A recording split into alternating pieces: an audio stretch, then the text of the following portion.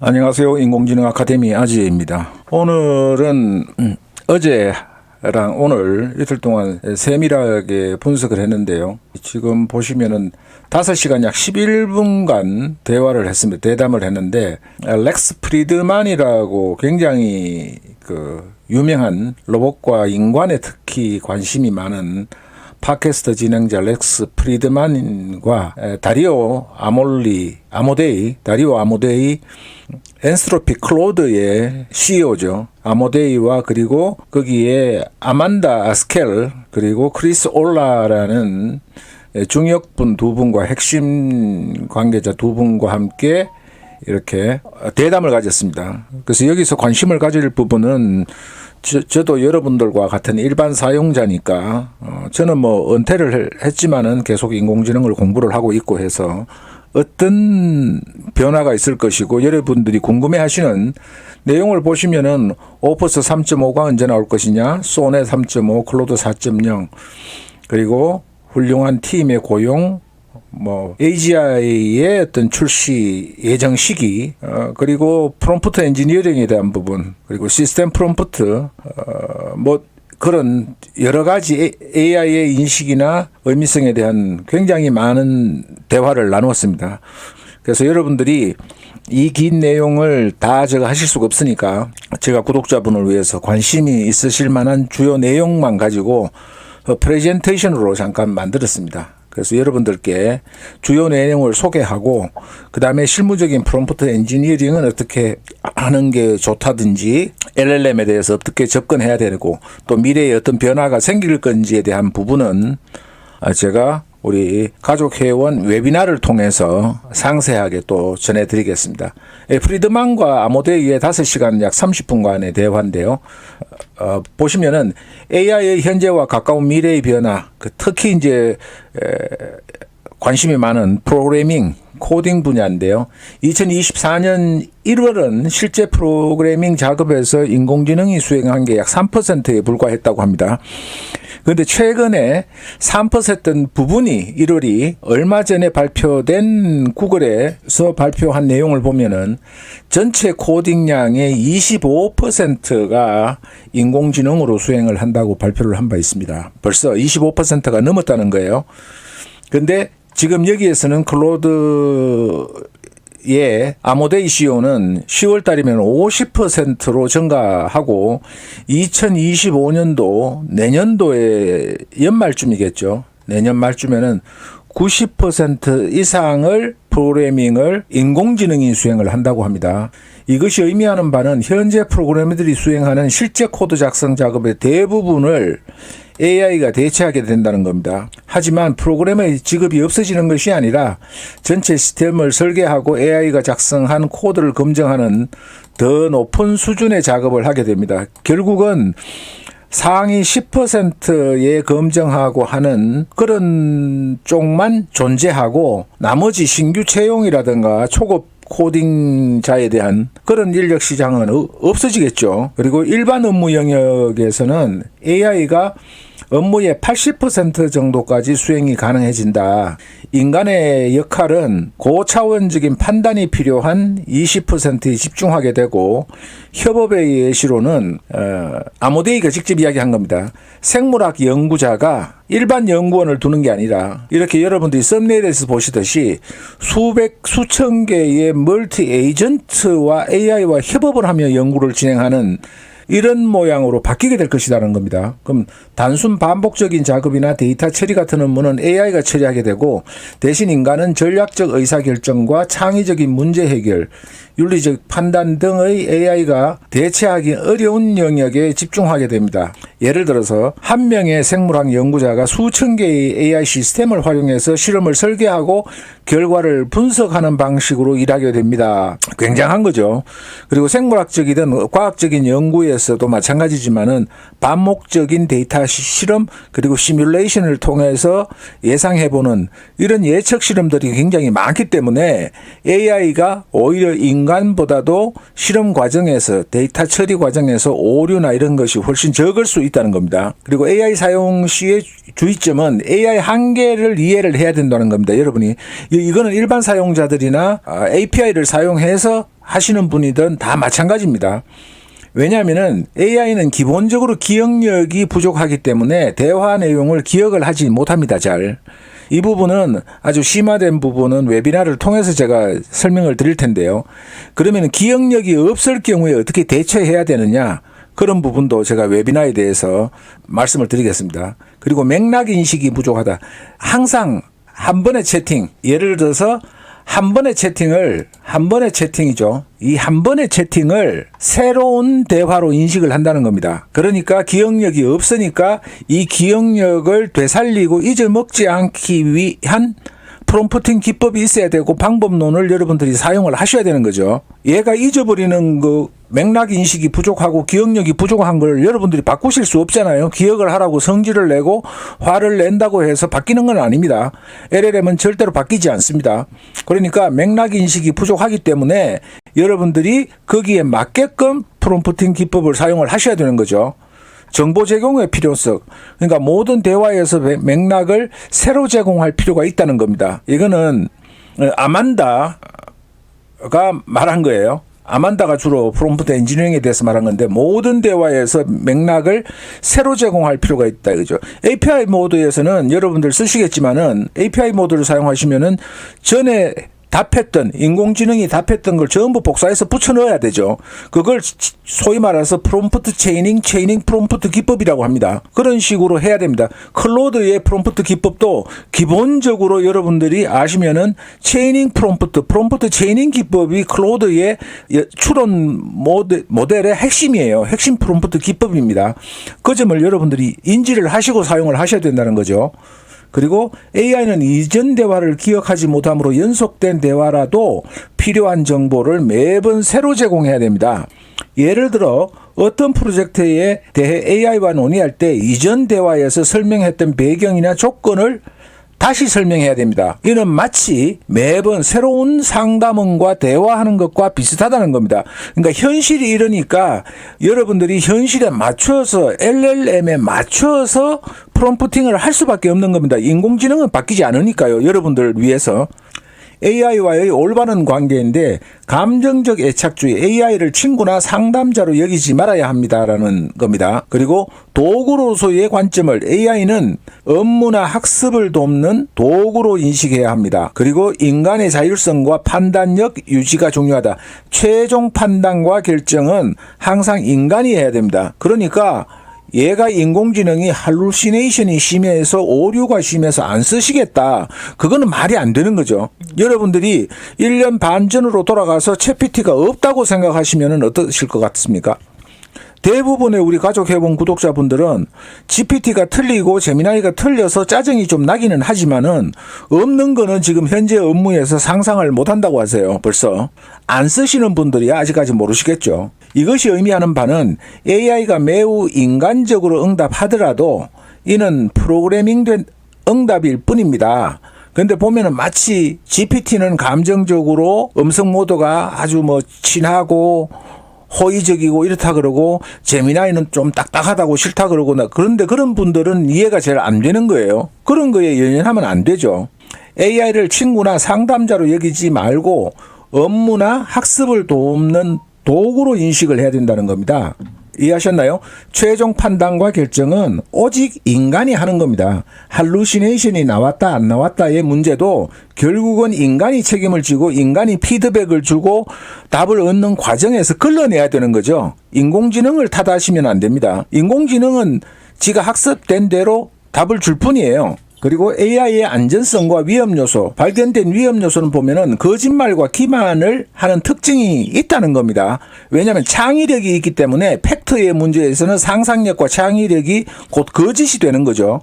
그리고 상상력과 창의력을 빌리고 싶을 때는 좋은데 팩트를 가지고 이야기할 때는 이런 거짓말과 기만이 나올 수밖에 없으니까 여러분들이 그 점에 대해서는 차단을 하고 피드백을 하고 검증을 하셔야 된다는 거죠. 항상. 그리고 의도하지 않은 행동. AI가 의도하지 않은 행동을 할 가능성이 늘 있다는 겁니다. 왜냐하면은 팩트만 확인하는 거면은 검색 기능이죠. 그런데 여기는 시도 써주고 글쓰기도 해주고 소설도 써주고 동화도 써주고 하니까 창의력과 팩트를 기반으로 하는 지식을 가지고 있는 두 가지 양면성을 가지고 있는 겁니다. 그래서 AI 시스템의 내부에서 발견된 이러한 특징들은 AI가 완벽하게 통제되지 않을 수 있음을 보여줍니다. AI는 때로는 거짓된 정보를 제공하거나 예상치 못한 방식으로 행동할 수 있다는 겁니다. 그러니까 LLM의 본질에 대해서 여러분이 잘 아시고 그런 부분을 경계해 가면서 그 한계점 내에서 여러분이 최선의 결과를 얻기 위한 방법론, 프롬프트 엔지니어링이 그만큼 중요하다는 거죠. 향후 5년에서 10년 내의 전망인데요. 예상되는 변화는 2026년에서 2027년경에 인간의 수준의 AI가 등장 가능성이 높아지며 금융과 의료, 교육 분야의 혁신이 예상됩니다. 하지만 데이터 편향이나 윤리적인 딜레마, 개인정보 보호 문제 등의 해결 과제도 존재합니다. 이렇게 설명을 했어요. 그러니까 뭐냐면은 결국은 2026년, 27년 정도가 되면은 굉장히 복잡해진다는 겁니다. 이거에 이어서 여러분들께 하버드 비즈니스 리뷰에서 발표한 내용을 가지고 실질적으로 미국에서 어떤 인력 시장의 변화가 생기고 있는지에 대한 것도 여러분이 보시면서 앞으로의 미래에 대응하고 대비하셔야 될 겁니다. 저는 은퇴한 아재이기 때문에 크게 신경을 안 씁니다만은 여러분들께서 신경을 많이 쓰고 어떻게 대처해야 될지에 대한 생각을 해보시는 기회가 됐으면 좋겠습니다. 그리고 제약 요소는 데이터 부족과 컴퓨팅 파워의 한계, 사회적 수용성 문제 이런 부분이 있고 그 다음에 모델링의 한계는 인간 수준의 지능을 갖추기에는 아직 부족합니다. 그리고 인간의 감성과 창의성, 윤리적 판단과 같은 복잡한 요소를 모델링하는 데 어려움을 겪고 있습니다. 이렇게 이야기를 했고요. 사회적인 제약 이런 부분은 생각하고 여러분이 그냥 문자로 보시고 넘어가겠습니다. AI와 인간의 협업, 새로운 패러다임이 탄생한다는 겁니다. 앞서에서도 말씀드렸지만은 생물학 연구자 한 명이 수백 개, 수천 대의 AI를 가지고 협업을 하는 것과 같은 그런 협업이 미래의 모습이라는 겁니다. 의료 분야의 혁신, 앞에서도 설명드렸죠. 그리고 교육의 변화는 AI가 개인화된 학습 경험을 제공하고 교사를 보조하는 모습을 보여줍니다.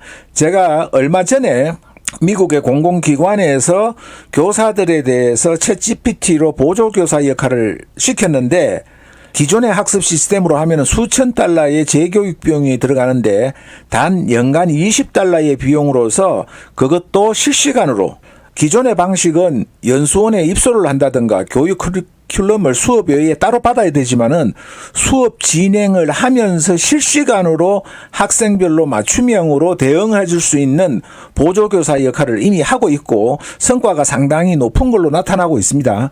그런 교육의 변화가 가장 큰 부분 중에 하나고 AI 시대의 직업의 변화가 중요하겠죠. 현재의 직업과 미래의 역할.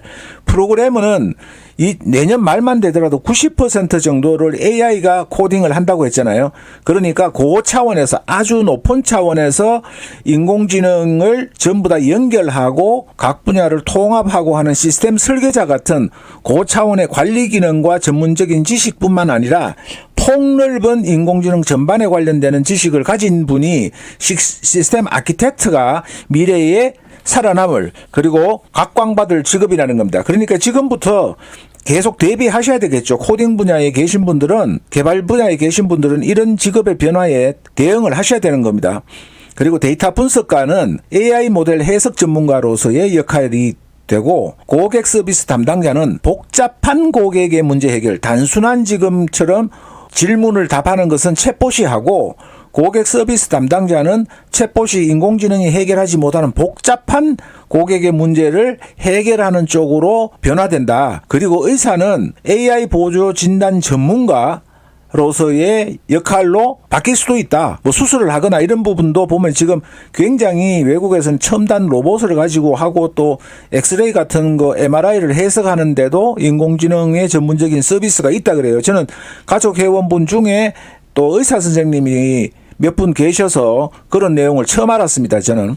이렇게 AI 시대의 직업 변화를 단편적으로 몇 가지만 사례를 들어서 소개를 해드렸습니다. 그리고 AI 윤리 와 규제의 중요성 이 부분은 여러분들께 그냥 문자로 여러분들이 보시고 넘어가도록 하겠습니다. 그리고 AI 리트러시 새로운 필수 역량인데요.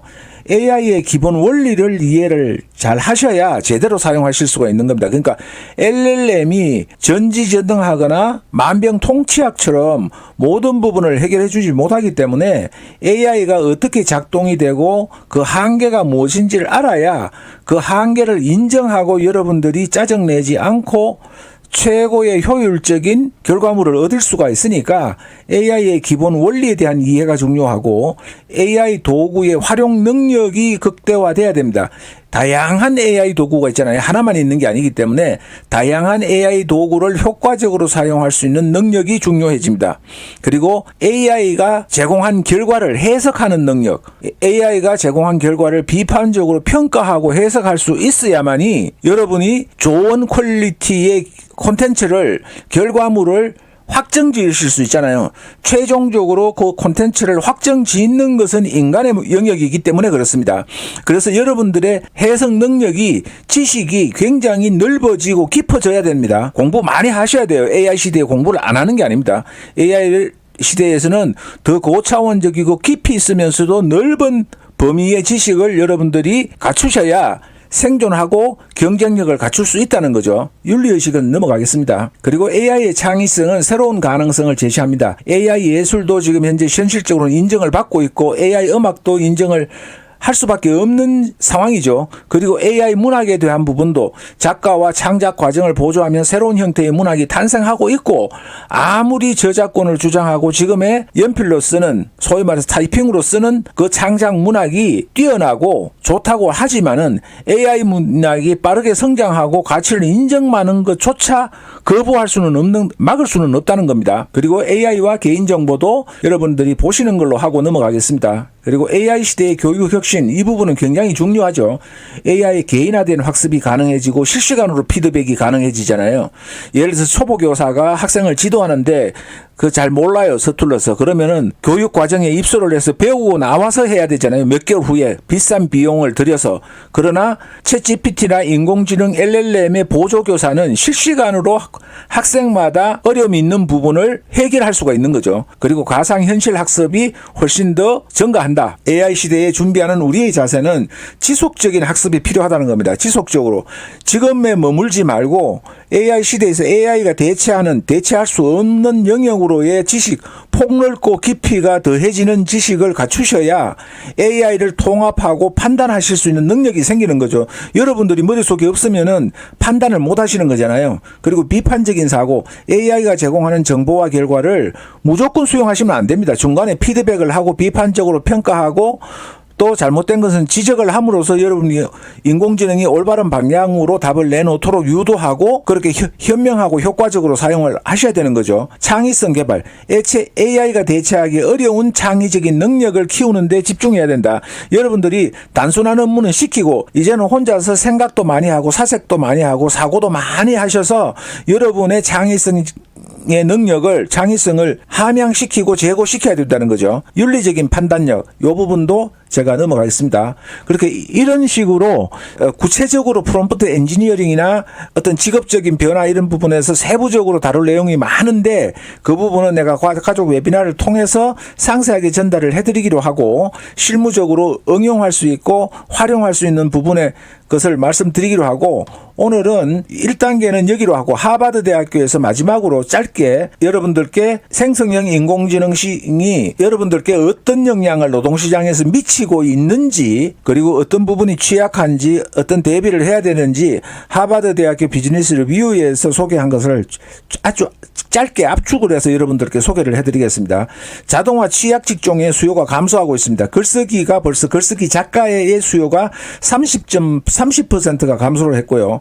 소프트웨어 앱, 웹 개발에서 수요가 20%가 감소했습니다. 이거는 상당히 올해에서 초에 확인된 내용이기 때문에 지금은 더 높을 거예요.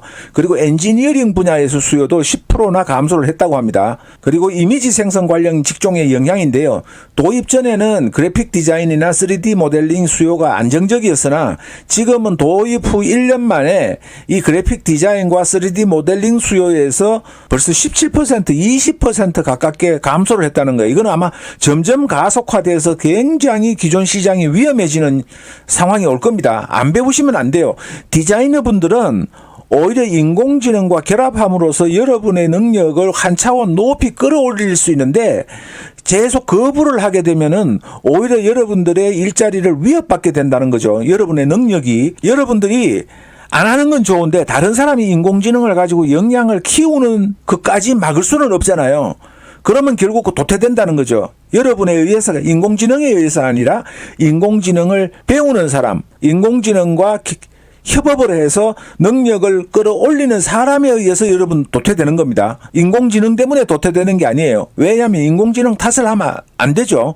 여러분도 인공지능을 배우시면 되는데 나는 배우겠다 안 배우겠다를 결정하는 건 오직 여러분들의 몫이었잖아요. 그러니까 디자이너 분들께서는 오히려 더 좋은 기회를 맞이하신 거고 프로그램 개발을 하는 코딩을 하시는 분도 인공지능 툴을 활용해서 일반인이 코딩을 모르는 사람보다 훨씬 더 유리한 위치에서 여러분들이 AI를 이용하고 활용함으로써 여러분의 역량을 더 높이 대체 불가할 정도로 끌어올릴 수도 있다는 겁니다. 경쟁이 증가하는 거죠. 입찰이 자동화 취약 직종에서 구인 공고당 입찰 건수가 배팅 건수가 약 9% 증가했고 일자리 기회는 단기적으로 더욱 감소할 수 있다는 겁니다. 그리고 생성형 AI에 대한 관심도가 굉장히 높아져서 검색 볼륨이 증가하고 있고 일자리 수요 간의 음의 상관관계로 일자리 수요는 감소한다는 겁니다. 직무 복잡성의 변화, 복잡성이 자동화 취약 직종의 복잡성이 2.18% 증가했다는 거예요. 왜냐하면은 모두가 AI를 사용하진 않지만은 AI를 사용하는 사람들이 있기 때문에 점점 더 복잡해지는 거고요. 그리고 고용주들이 지불할 의향도 인공지능, 생성형 인공지능에 대해서 비용을 지출할 의향도 약 6% 정도 증가했다는 겁니다. 그리고 챗 GPT인데 이거는 챗 GPT로 표현했지만은 GPT가 아닌 LLM LLM을 다 공이 이야기하는 겁니다. 기술 요구가 증가해서 903개의 구인 광고에서 챗 GPT, LLM에 대한 기술을 요구했고 지속적으로 주당 0.68개의 게시물이 구인 광고가 계속 증가하고 있다는 겁니다. 기업의 대응 전략은 투명하게 소통해서 AI 통합에 대해 직원들과 적극적으로 소통을 하고 AI를 활용한 생산성 향상 기회를 제공해야 된다는 겁니다. 그리고 전직과 직업의 전환, 직무의 전환도 여러분들이 스무스하게 고려를 해야 되고 그런 부분들은 기업을 경영했던 제가 생각하기에는 단순히 전환만 가지고 안 되고 그에 따른 매출액의 증대, 미래의 사업 전략의 수정, 그리고 사업 종목의 다양화, 신규 사업 종목의 신설 이런 부분들이 병행돼야 되겠죠. 그래야 경영자와 기업가와 직원 간의 상호 밸런스를 맞출 수가 있는 거죠. 누구만 좋고 누구는 비용을 줄일 수만 있고 누구는 실직이 돼야 되고 이런 게 아니라 나의 직무 역량도 올리면서 새로운 수익을 창출하는 부분에 머리를 맞대고 전사적인 입장에서 기업가와 직원이 소통을 하면서 한 몸이 되어서 그런 부분에 적극적으로 대응하는 자세가 필요한 거죠.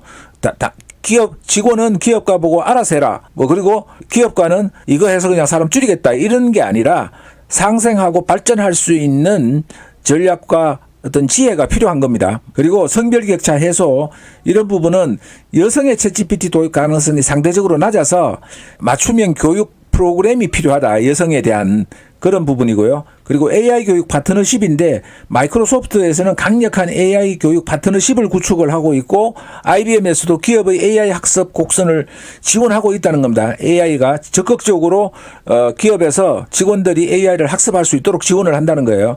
그리고 관리자가 역량이 바뀝니다. AI 작업에 위임을 하게 되면 상당 부분 위임이 되니까 AI와 인간 직원 간의 효율적인 작업 할당을 할 수 있는 그런 관리자의 어떤 새로운 자세, 마인드가 필요하고 팀 리더십으로 AI와 인간과 기계의 역량, AI의 역량을 강점을 플러스시키는 약점을 꼬집어내는 게 아니라 약점만 드러내는 게 아니라 인간과 AI의 역량의 강점만을 뽑아서 활용할 수 있는 지혜가 필요하다는 겁니다. 그리고 장기적인 전략으로는 지속적인 학습을 해야 된다는 겁니다. 인공지능의 능력이 뛰어나면 뛰어날수록 제가 상세한 내용은 웨비나를 통해서 전해드리겠지만은 프롬프트 엔지니어링은 점점 더 고도화되고 인공지능이 고도화되고 능력이 뛰어나면 뛰어날수록 고도화되고 정교한 프롬프팅 기법이 필요하다는 겁니다. 그건 한결같이 이야기를 하는 거예요. 그리고 기술 변화에 대비한 인력도 준비를 해야 되고 AI를 활용한 장기적인 성장과 혁신을 추구해야 된다.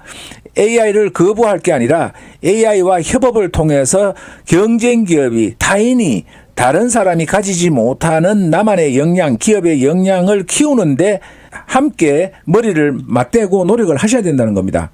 오늘 이런 내용으로 짧지가 않네요. 벌써 20분이 훨씬 넘은 것 같은데 이 클로드 엔스로픽의 아모데이 CEO와 렉스 프리드만 그리고 하버드 비즈니스 리뷰에서 소개한 지금 현재 최신의 인력 시장의 변화, 어떻게 그 변화에 대응하고 앞으로의 미래 전략을 어떻게 수립해야 되는지에 대한 부분을 여러분들께 간단하게 설명을 드렸습니다. 이 긴 시간인데 여러분들께서 인사이트를 얻고 미래의 인공지능 때문에 아파하는 상처받는 사람이 내 구독자분께서는 안 생기시기를 진심으로 바라고 저의 인공지능 아카데미의 구독자분들께서는 오히려 AI와 협업, AI를 지혜롭게 활용하심으로써 더 큰 성장과 발전을 이루는 성공을 나눌 수 있는 기회가 되기를 바라겠습니다. 또 좋은 콘텐츠, 유익한 내용, 그리고 정확한 정보만을 가지고 여러분 찾아뵙겠습니다. 고맙습니다. 감사합니다.